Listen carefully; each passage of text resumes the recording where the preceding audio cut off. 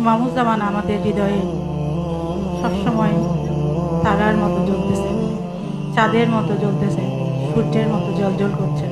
ইমামুজ্জামান ছিলেন একজন সমুদ্রের মতো মানুষ। তার খুব সামান্যই আমরা দেখেছি, জেনেছি। আমি ইমামুজ্জামানের মিটিংয়ে প্রথম দিন গেলাম।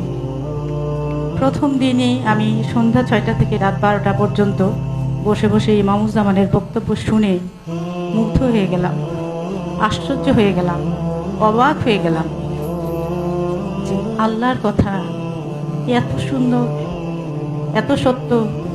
ইমামুজ্জামানের সাথে জীবন আমার খুব স্বল্প একটা সময়, কিন্তু আমি কোনোদিন দেখি না ইমামুজ্জামান কোনো কথা দিয়ে সেটা ভঙ্গ করছেন। যে কথা দিয়েছেন সেটা রাখছেন। ইমামুজ্জামান নিজের জন্য কোনো সময় ছিল না। ইমামুজ্জামানের সকাল থেকে ঘুমানো পর্যন্ত সময়টা ছিল একেবারে ঘড়ির কাঁটায় বাঁধা।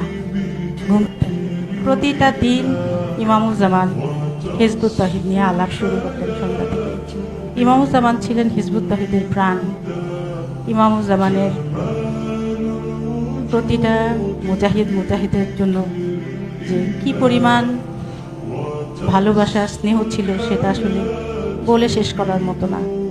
ইমামুজ্জামান কি সাংসারিক কোনো কথাই মনে রাখতেন না, এমনকি নিজে দুপুরের খানার কথা ভুলে যেতেন, ওষুধ খাওয়ার কথা ভুলে যেতেন, কোথাও কিছু রাখলে সেটা ভুলে যেতেন।